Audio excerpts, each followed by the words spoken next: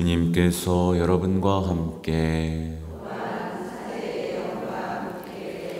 루카가 전한 거룩한 복음입니다. 주님 영광 받으소서. 그 무렵 예수님께서는 기도하시려고 산으로 나가시어 밤을 새우며 하느님께 기도하셨다. 그리고 날이 새자 제자들을 부르시어 그들 가운데에서 12를 뽑으셨다. 그들을 사도라고도 부르셨는데 그들은 베드로라고 이름을 지어주신 시몬, 그의 동생 안드레아, 그리고 야고보, 요한, 필립보, 바르톨로메오, 마테오, 토마스, 알페오의 아들 야고보, 열혈당원이라고 불리는 시몬, 야고보의 아들 유다, 또 배신자가 된 유다 이스카리옷이다. 예수님께서 그들과 함께 산에서 내려가 평지에 서시니 그분의 제자들이 많은 군중을 이루고 온 유다와 예루살렘 그리고 티로와 시돈의 해안 지방에서 온 백성이 큰 무리를 이루고 있었다. 그들은 예수님의 말씀도 듣고 질병도 고치려고 온 사람들이었다. 그리하여 더러운 영들에게 시달리는 이들도 낫게 되었다. 군중은 모두 예수님께 손을 대려고 애를 썼다. 그분에게서 힘이 나와 모든 사람을 고쳐주었기 때문이다. 주님의 말씀입니다. 그리스도님 찬양합니다.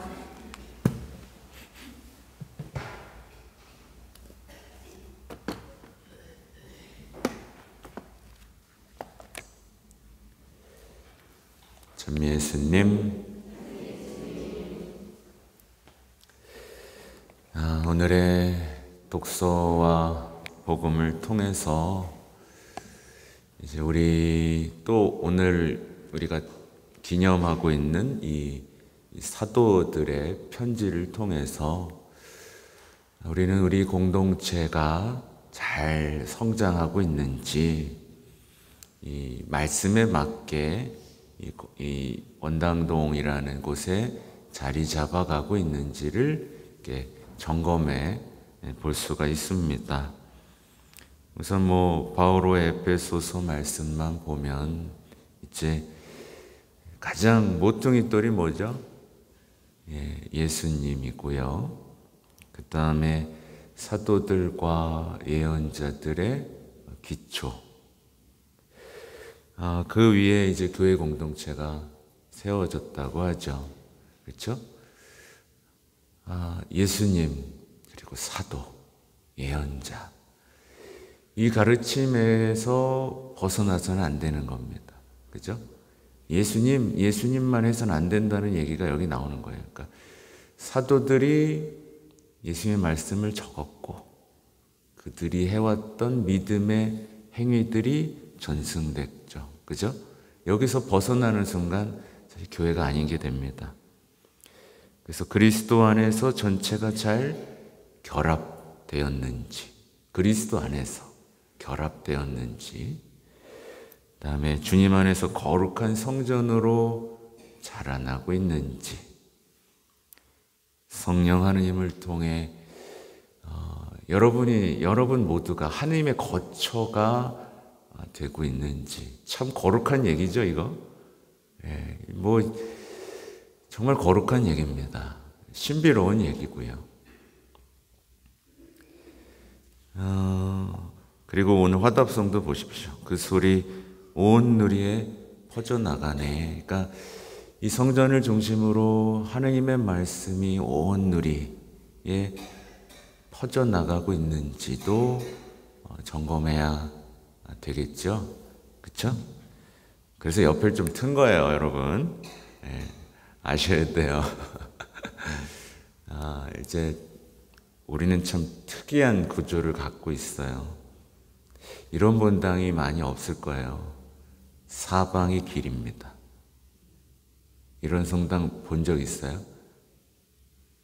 이렇게 섬처럼 이런 본당 거의 없습니다. 어디 구석에 붙어 있거나 건물 사이에 막혀 있죠. 근데 사방이 길입니다. 그래서 우리 펜스 교체하려면 돈 엄청 들어요.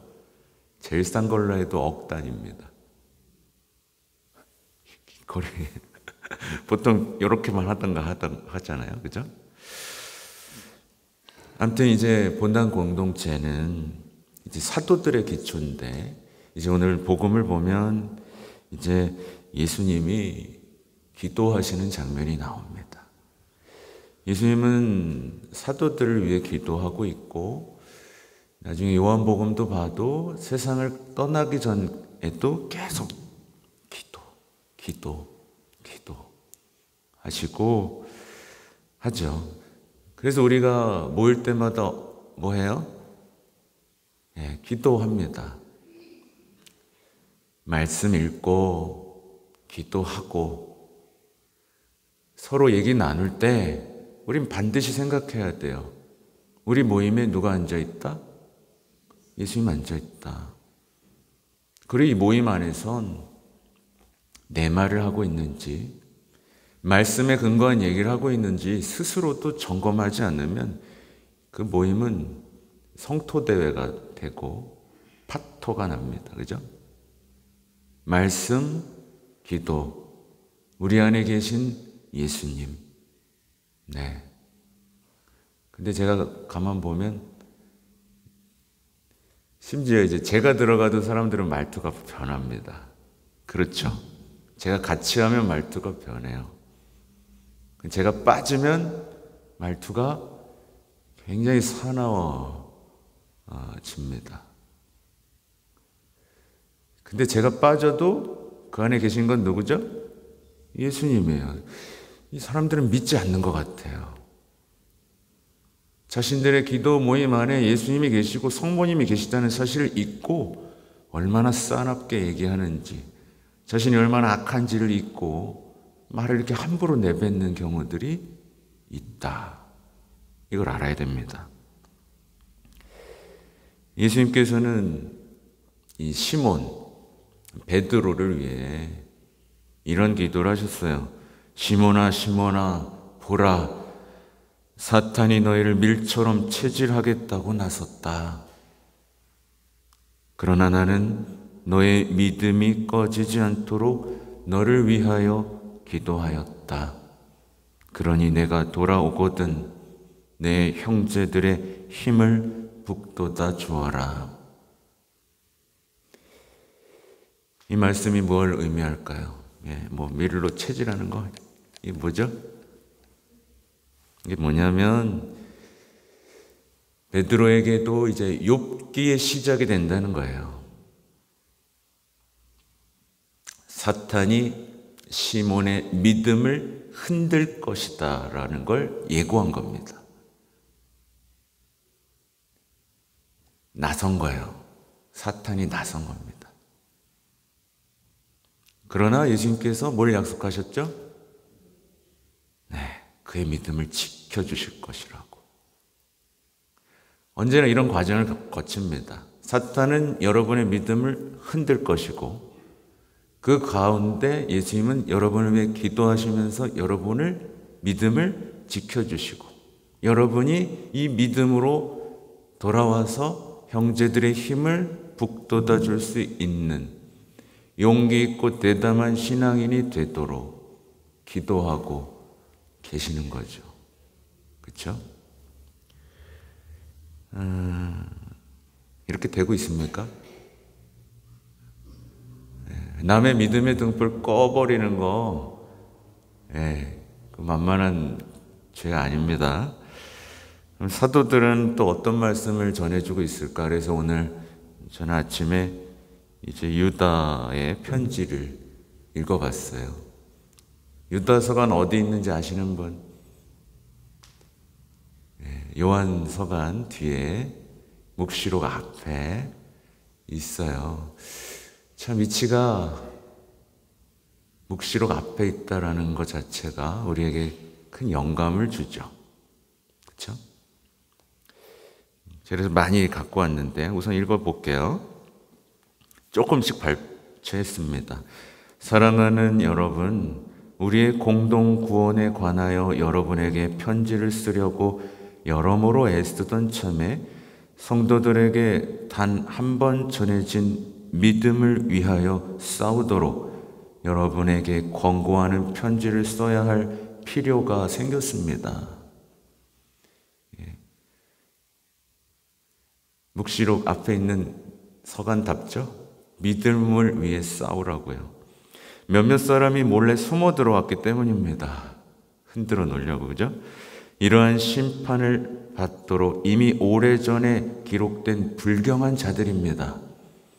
그들은 우리 하느님의 은총을 방탕한 생활의 방편으로 악용하고 우리의 유일한 주인이며 주님이신 예수 그리스도를 부인합니다. 삶으로 부인한다는 얘기예요. 삶으로. 입으로는 외치지만. 사랑하는 여러분, 여러분은 우리 주 예수 그리스도의 사도들이 예고한 말을 기억하십시오. 그들이 여러분에게 마지막 때 자기의 불경한 욕망에 따라 사는 조롱꾼들이 나타날 것이다 하고 말하였습니다. 저들은 분열을 일으키는 자들로서 현세적 인간이며 성령을 지니지 못한 자들입니다. 그러나 사랑하는 여러분, 여러분은 지극히 거룩한 믿음을 바탕으로 성장해 나아가십시오. 성령 안에서 기도하십시오. 하느님의 사랑 안에서 자신을 지키며 영원한 생명으로 이끌어 주시는 우리 주 예수 그리스도의 자비를 기다리십시오. 여러분이 넘어지지 않도록 지켜주시고 당신의 영광 앞에 흠없는 사람으로 기쁘게 나서도록 해주실 수 있는 분, 우리의 유일하신 구원자 하느님께 우리 주 예수 그리스도를 통하여 영광과 위엄과 권능과 권세가 창조 이전부터 그리고 이제와 앞으로 영원히 있기를 빕니다. 아멘.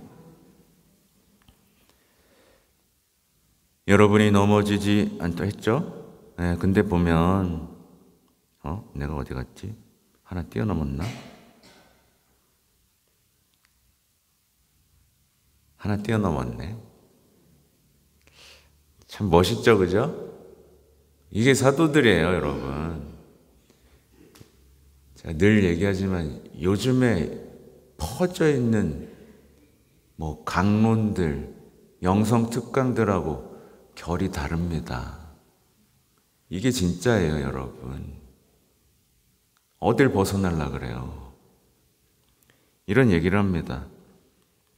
이걸 왜 뛰어넘었지? 저들은 불행합니다. 가인의 길을 따라 걸었고 돈벌이 때문에 발라함의 오류에 빠졌으며 코라처럼 반항하다 망하였기 때문입니다. 혼란시키는 자들 얘기예요. 겁도 없이 여러분과 잔치를 벌이면서 자신만 돌보는 저들은 여러분의 애천을 더럽히는 자들입니다. 바람에 떠밀려 가버리는 메마른 구름이고 늦가을까지 열매 하나 없이 2번이나 죽어 뿌리째 뽑힌 나무이며 자기들의 수치스러운 행실을 거품처럼 뿜어 올리는 거친 바다 물결이고 짙은 암흑에 영원히 갇힐 떠돌이 별입니다. 근데 제가 본 건 카인의 길을 따라 걷고 돈벌이 때문에 발람의 오류에 빠졌으며 코라처럼 반항하다 망하였다. 그래서 다시 다 찾아왔습니다. 다 찾아왔어요. 여러분 알아요? 기억나요, 다? 발람은 코라, 카인부터 보면 카인 어때요? 주님께 화를 내요. 주님께 화를 내요. 그리고 형제들에게는 덤벼들어요. 그리고 때려 죽여요. 그래 놓고 제가 지키는 사람입니까? 네, 주님께 화를 내고, 생각보다 많습니다. 주님께 화를 내고 형제들은 덤벼들고, 제가 지키는 사람입니까? 우리 얘기예요. 우리 현 시대 얘기예요. 발라함은 뭐냐면 돈 줘놓고 저주 좀 해달라고 했더니 넘어갔어. 근데 결국 시키는 대로는 안 해요. 그러니까 돈과 인기에 대한 사랑 때문에 주님이 입에 담아주는 말씀만 해야 될 사람이 자기 말을 하는 거예요. 저주 좀 해줘 그랬는데 가서 한번 혼나요. 가다가 죽을 뻔합니다. 주님의 천사가 이렇게 딱 칼 들고 서 있어서 당나귀가 막 피해요. 그래서 가서 계속 축복을 합니다. 자기 말하고 돈의 노예가 돼서 사람들에게 달콤한 얘기들을 해주려다가 안 해요. 그리고 주님의 천사가 칼을 들고 있는데 이제 글로 가지 말라는 거죠. 나쁜 길, 악한 길 그쪽으로 가지 마 했는데 낙이랑 대화합니다. 뭐야 너 왜 안 가는 자식?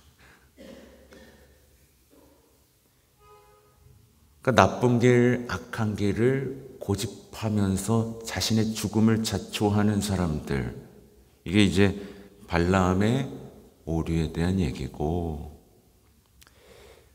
코라의 반항 얘기는 모세 때 나오는 얘기인데요. 먼저 한번 읽어드릴게요. 모세가 코라에게 말하였다. 레위의 자손들아, 제발 들어보아라. 이스라엘의 하느님께서 너희를 이스라엘의 공동체 가운데에서 가려내셔서 당신께 가까이 오게 하시어 주님 성막에 일을 맡기시고 공동체 앞에 서서 그들을 보살피게 하셨는데 그것으로는 모자란다는 말이냐? 그분께서 너를 그리고 너의 형제 레위인들을 모두 너와 함께 당신께 가까이 올 수 있게 해주셨다. 그런데 이제 사제직마저 요구하는구나. 너와 너의 무리는 바로 주님을 거슬러 모여든 것이다. 아론이 누구인데 너희가 그에게 투덜댄다는 말이냐.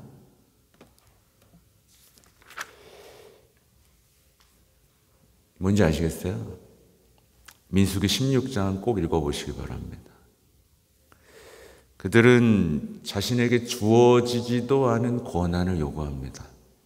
주어지지도 않은 권한을 요구하고 모세에게 대드는 거죠. 뭐야 너? 네가 뭔데? 네가 뭔데 이렇게 위에 있어? 그러다가 나중에 어떻게 되는지 아세요? 완전히 사라져 버립니다. 주님이. 모세가 그러지 마세요. 근데 완전히 사라져 버립니다. 그러니까 주님께서 선택하신 모세에게 맞서서 투덜대고 주님을 거스르다가 한순간에 사라진 사람들의 이야기가 바로 이제 코라의 반항 이야기인 겁니다. 네. 우린 각자의 역할이 있습니다. 각자의 역할이 있어요. 아무튼 이런 일들, 우리 많은 얘기를 제가 했죠. 교회 공동체에서 중요한 일들이 이런 것들이고, 사도들이 세운 교회가 가야 할 길이 이런 방향인 거죠. 하여튼 어제 신호드 폐막미사, 주교회의 폐막미사 중에 이제 어제 복음하고 연결되면서 교황님이 하신 말씀이 있어요. 그러니까 희망을 잃고 상처 속에 무력하게 주저앉아 있지 말자. 눈먼 바르티메오가 사람들한테 상처 얼마나 받았겠어요. 희망 없이 얼마나 살았겠어요. 무기력하게 얼마나 앉아 있었겠습니까? 그렇게 있지 말자. 그런 교회가 되지 말자. 현실의 한계에 갇혀서 복음의 기쁨 잃어버리고 패배주의에 빠지지 말자. 우리 그게 너무 익숙해요, 요즘. 네, 희망도 그냥 현실의 한계에 갇혔어요. 뭘 해도 안 되는 것 같아. 패배주의, 기쁨도 잃은. 되지 말자. 또 멈춰있고, 제가 여기다 좀 더했어요. 그러니까 멈춰있고 조용하기만 한 교회. 근데 요즘에 멈춰있고 시끄럽고 자신들만의 잔치를 벌이는 교회. 이거 되면 안 됩니다.